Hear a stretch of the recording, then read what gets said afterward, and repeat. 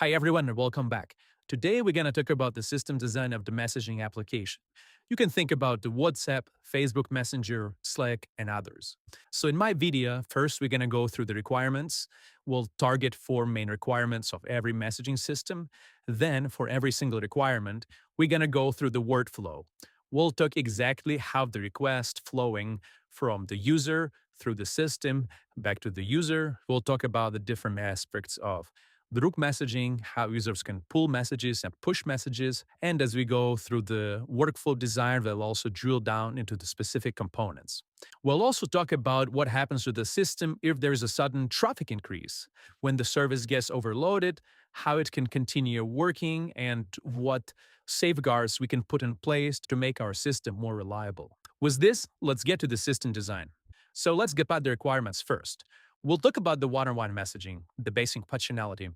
Then we'll talk about the group messaging. We'll touch base on the asset service and how media is handled in the system. And we'll finish up with the user last seen service or presence service.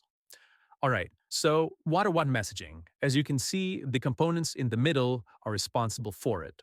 We have 3 main parts of it.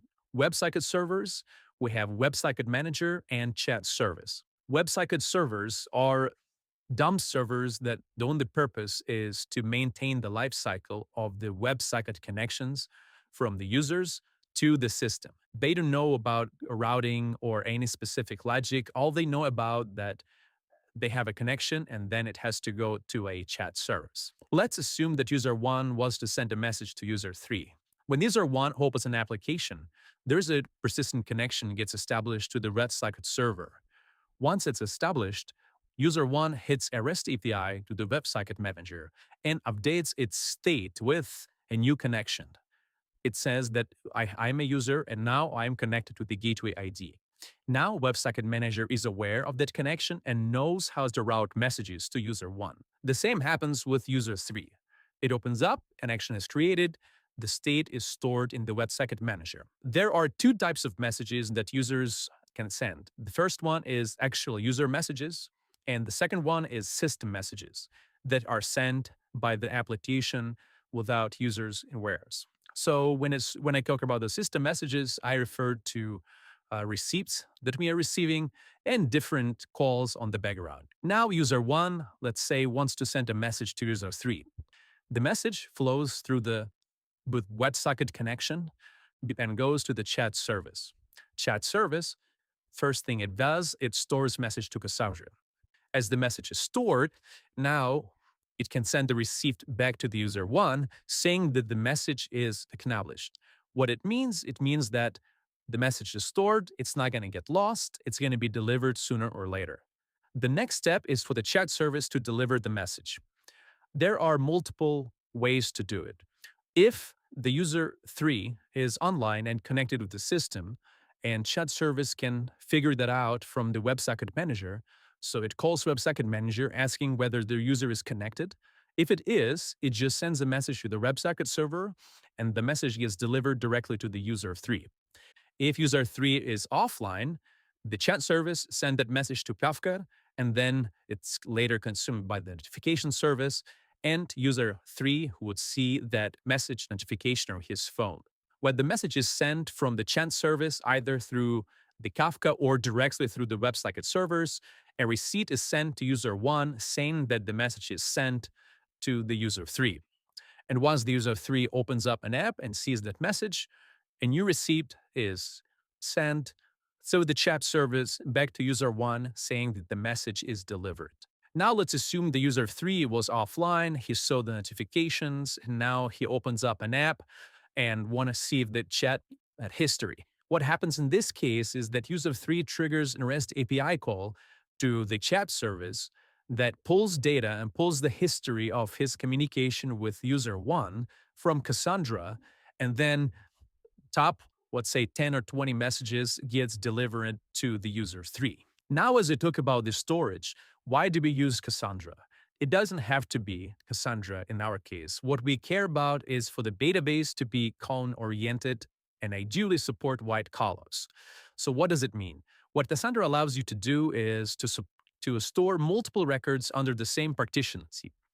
So the way it's done is that it has a composite primary key that consists of the partition key and the clustering key. So partition key plays the role of partition, which means Cassandra used it to identify the server where the data has to be stored or retrieved. And cluster key is a key that can be used to sort messages under the same partition. What it means is that we can have 10, 20, or 100 or 1,000 messages under the same partition stored in the same row. And if we sort them by the timestamp, then we can have a very targeted query to pull from Cassandra only top 20 most recent messages in between the conversation between user 1 and user 2.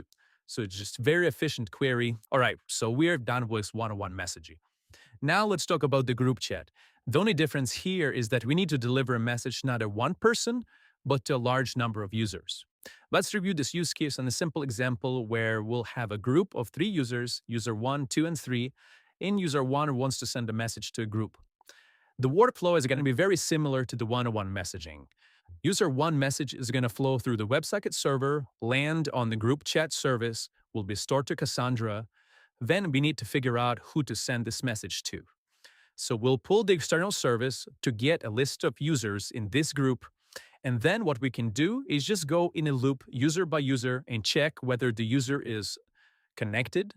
If it is, we just send message back to the user directly. And if it's not, we send it to Kafka for notification. This approach works very well for small groups, but it's not scalable for groups of tens or hundreds of thousands of people. How can we improve the system to make sure we can deliver a large amount of messages? The first improvement is going to be around Kafka.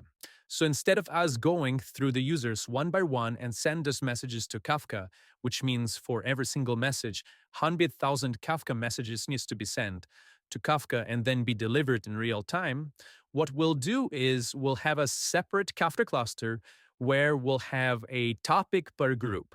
So every group will have its own topic.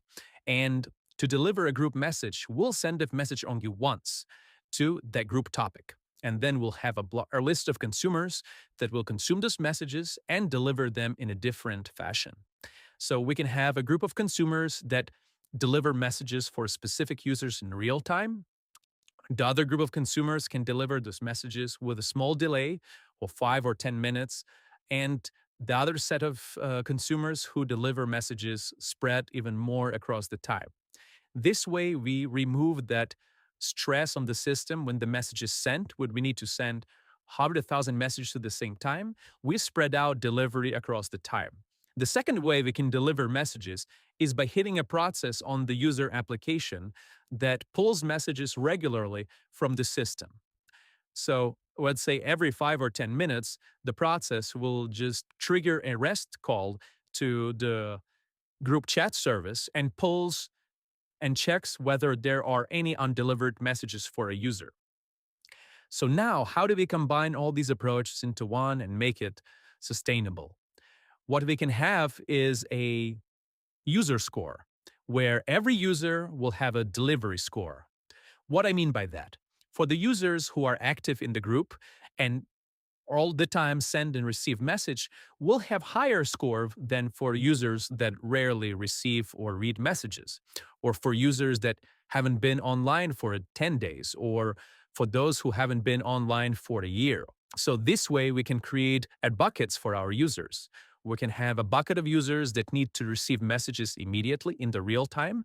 Second bucket of users that are not that active and it's fine to deliver those messages in like 5 minutes after they were sent.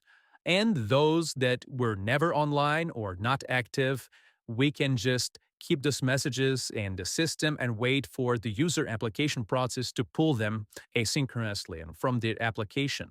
Using this approach, we can deliver a large number of messages without sacrificing the user experience. Users that are active will receive this message in the real time. Users who are less active will receive them a little bit later and likely not even get a notice. And users who weren't online or active for days or weeks will receive them when they open up that app. This concludes this YouTube video. Make sure you like and subscribe, and I'll see you in the next one. Bye.